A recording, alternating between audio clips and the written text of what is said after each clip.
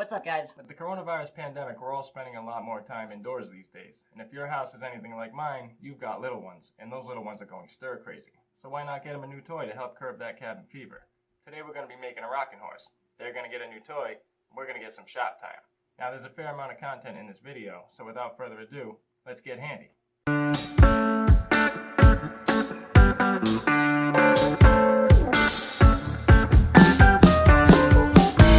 I'm going to be using one 2x4 and one 2x6 for this build. I start off by cutting the 2x4 into 5 1-foot sections and the 2x6 into 3 30-inch sections.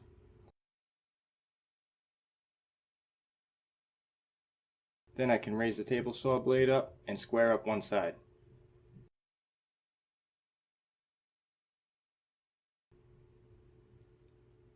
I like to rip one side, flip it over, rip the other side, and then flip it over again and rip the original side.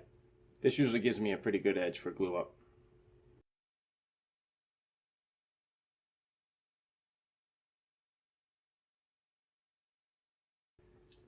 Then it's over to the planer and it's time for the clamps.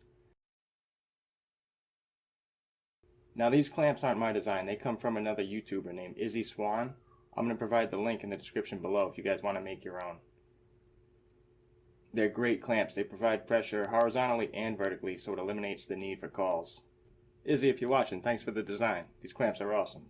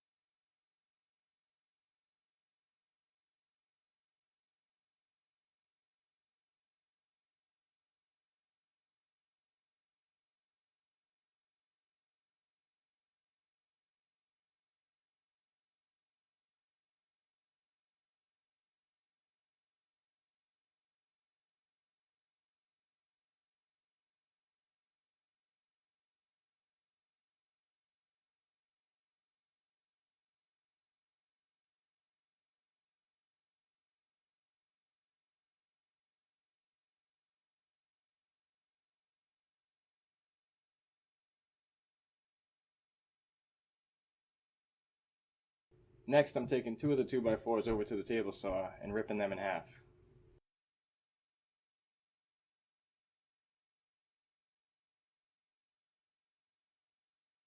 Then I'm taking the cutoffs and running them through without moving the fence to make sure they're the same size.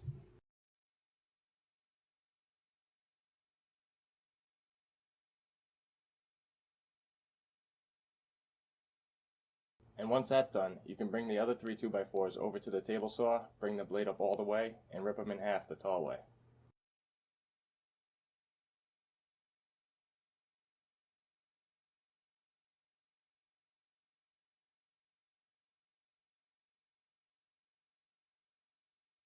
And then do the same thing with the other 2x6.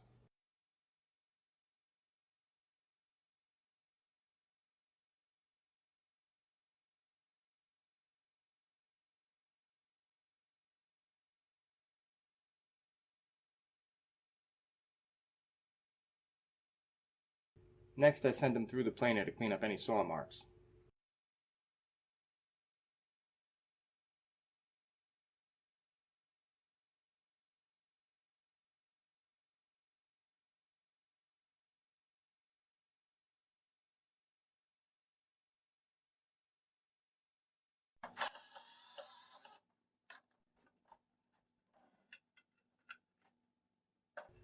Once the glue up was dry, I took it over to my bench, marked it at 18 inches, and cut it.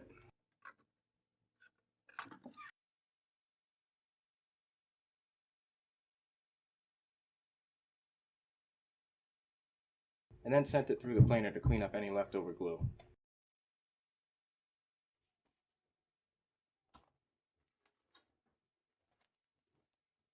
If you've got something in your shop about the same diameter as the board width, it helps making the curve on both ends. But the rest of it you're going to have to freehand.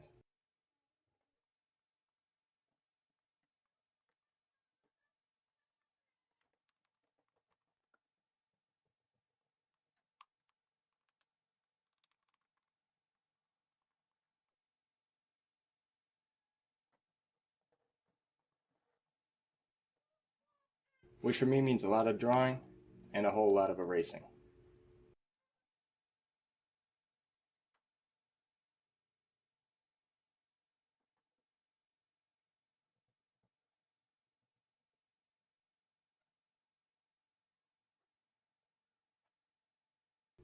I gave it a quick measurement to make sure it's symmetrical, and there you have it.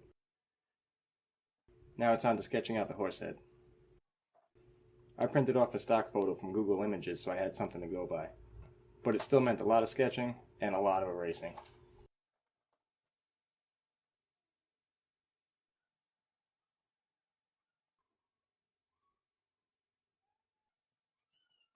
Once I had them all marked out, I cut them out with my jigsaw.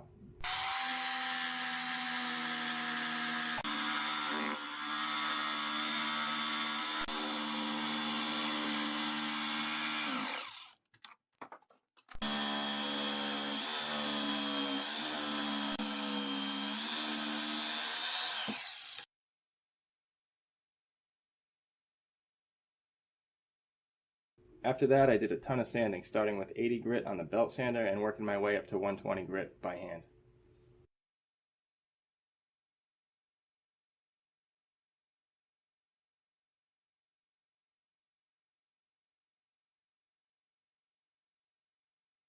And once I was happy with the edges, I put the round over bit on my router to soften up the corners.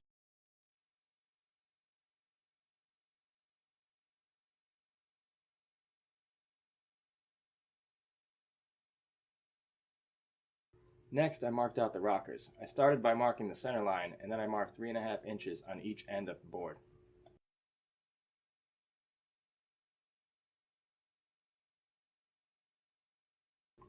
I tied a rope to my bench vise and used it as a guide to mark out the curve.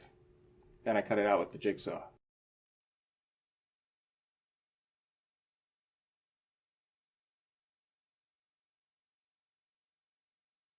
Then, once I had one cut out, I laid it on top of the other one and traced it out.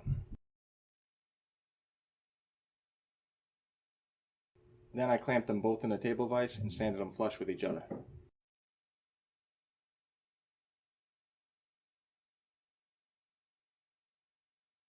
Then I took them over to the table saw and cut off the factory curves so that the slats had a nice flat surface to sit on.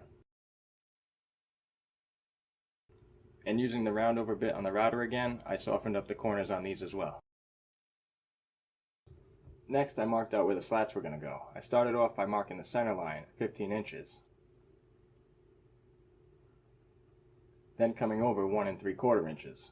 Then I left a 1/4 inch gap and made another mark 3.5 inches from that. I left another 1/4 inch gap and then another 3.5 inches for the next slat. I did the same thing on the other side. Once I had the first rocker marked for all 5 slats, I put the 2 rockers together and just carried the lines over.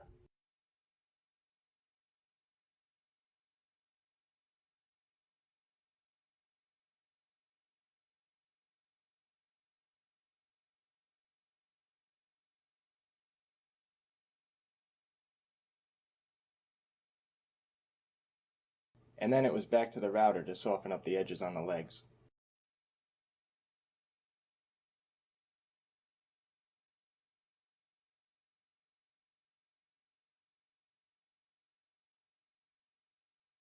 With the stop block installed on my crosscut sled, I made sure all the slats were the same length.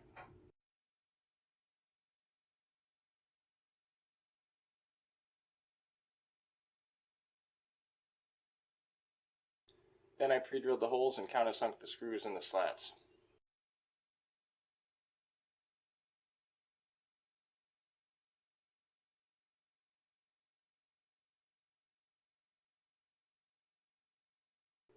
Next, I cut the angles on both ends of the legs. I went with 22.5 degrees.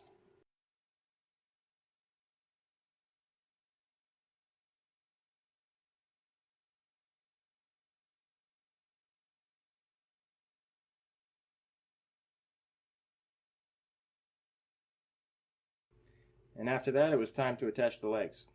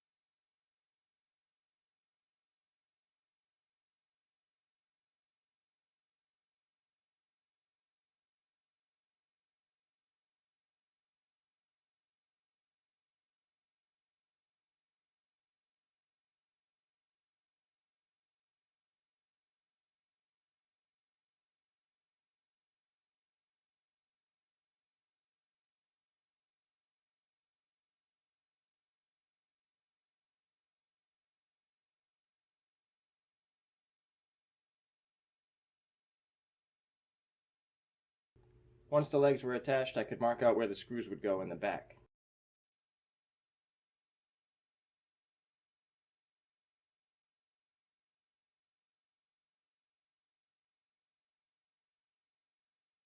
I pre-drilled the holes in the back for the head to use as guides to pre-drill into the head.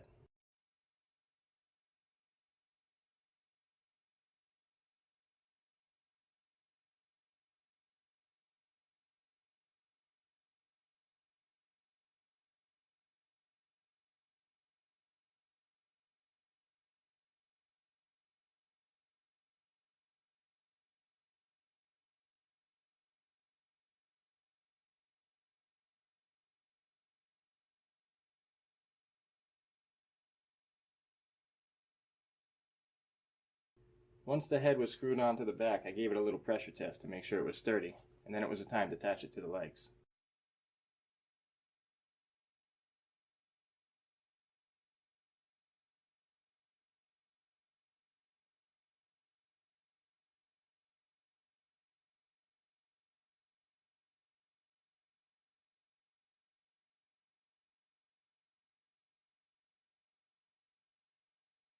When I had it all lined up, I used the holes I pre-drilled in the back to pre-drill into the legs.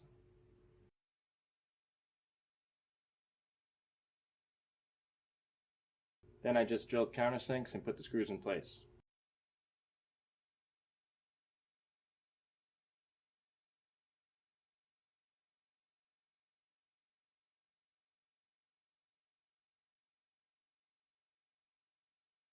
To measure for the handle, I just held it in place and eyeballed the length.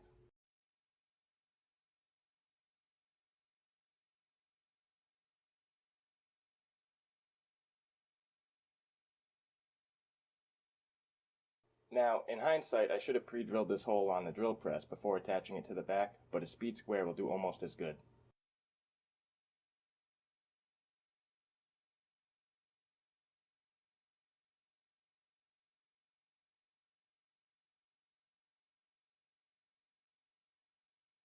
With the handle in place, it was time for the hair and the tail.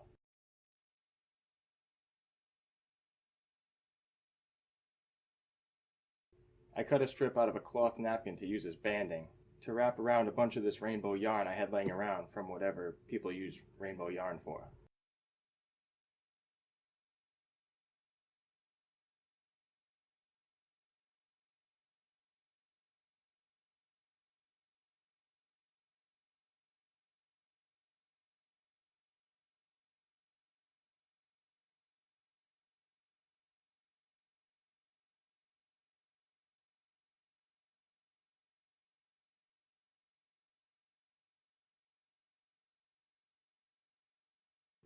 And after that, it was time to pick a color. I went with Early American from Minwax.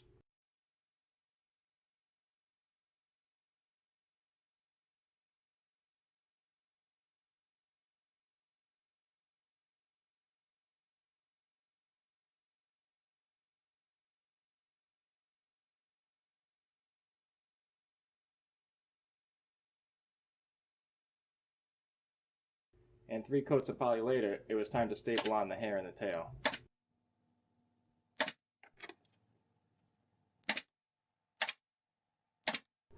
And with those in place, all that was left was to give the horse a haircut.